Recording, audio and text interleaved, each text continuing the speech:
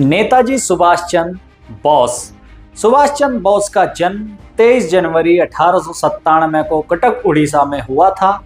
उनका परिवार उच्च वर्गीय बांग्ला था और उनके पिता जानकीनाथ बोस एक प्रसिद्ध वकील थे।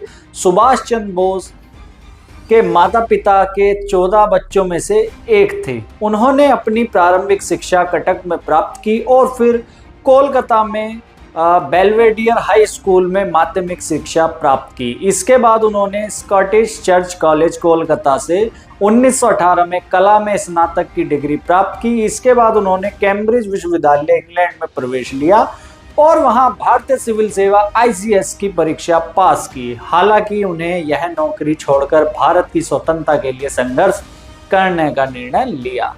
सुभाष चंद्र बोस 1921 में भारतीय राष्ट्रीय कांग्रेस में प्रवेश किया और जल्द ही अपने नेतृत्व के कारण कांग्रेस में महत्वपूर्ण स्थान प्राप्त किया। वे चित्तरंजन दास के साथ काम करने लगे और बंगाल में कांग्रेस को मजबूत करने का काम किया। 1923 में वे बंगाल कांग्रेस के महासचिव बने और इसके बाद भारतीय राष्ट्रीय कांग्रेस के भीतर एक प्रमुख नेता के रूप में उभरे। बोस का दृष्टिकोण गांधी जी से भिन्न था। उन्होंने गांधी जी के अहिंसक और सत्याग्रह नीति की बजाय सशस्त्र संघर्ष को अपनाया और उन्होंने भारतीय स्वतंत्रता के लिए ज्यादा सक्रिय और आक्रामक कदम उठाने की वकालत की।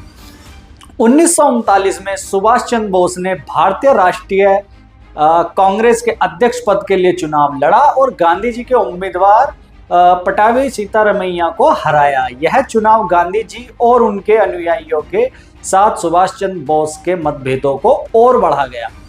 गांधी जी की नीति और बोस के विचारों में भारी अंतर था, जिसके कारण बोस ने कांग्रेस से इस्तीफा दे दिया और बाद में फॉरवर्ड ब्लॉक नामक एक नया संगठन गठित किया। 1939 के बाद सुभाष चंद्र बोस ने ब्रिटिश साम्राज्य के खिलाफ युद्ध छेड़ने के लिए जर्मनी और जापान से सहायता प्राप्त करने का निर्णय लिया। 1941 में ब्रिटिश सरकार द्वारा नजरबंद किए जाने के बाद बोस ने बंगाल से भागकर जर्मनी पहुंचने का साहसिक कदम उठाया। वहां उन्होंने हिटलर से समर्थन की मांग की, लेकिन उन्हें पर्याप्त सहयोग नहीं मिल सका। 1943 में सुभाष चंद्र बोस जापान चले गए, जहां उन्हें अपनी सरकार का समर्थन मिला। वहां उन्होंने आजाद हिंद फौज इंडियन नेशनल आर्मी का गठन किया, जो भारतीय स्वतंत्रता संग्राम में एक सशस्त्र बल के रूप में लड़ी।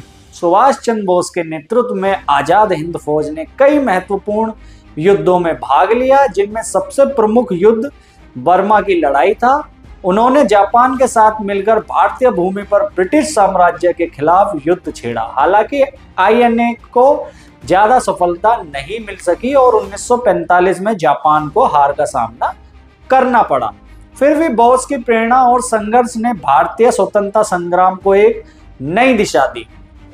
18 अगस्त 1945 को सुभाष चंद्र बोस का विमान ताइवान के पास दुर्घटनाग्रस्त हो गया। इस दुर्घटना में उनकी मृत्यु की खबर फैली, लेकिन उनकी मौत के बारे में कई सवाल उठे हैं। कुछ लोग मानते हैं कि उनकी मौत का कारण विमान दुर्घटना थी, जबकि अन्य का मानना है कि बोस की मृत्यु के बाद भी वह जीवित थे और उन्हें सोवियत संघ में कैद रखा गया था।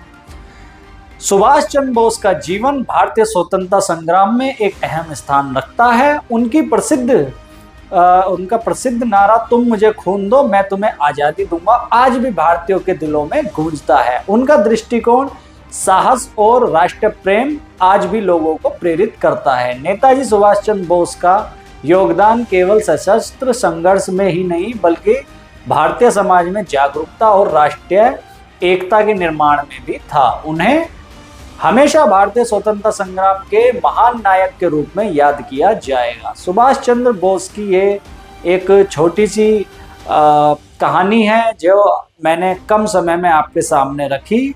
और सुभाष चंद्र बोस एक ऐसे फ्रीडम फाइटर हैं जिनको सबसे ज़्यादा मैं लाइक करता हूं। जितने भी फ्रीडम फाइटर तो सभी शानदार हैं, लेकिन हो सकता है आप किसी एक की विचारधारा से ज़्यादा प्रभावित होते हैं, तो उनमें से सुभाष चंद्र बोस एक हैं।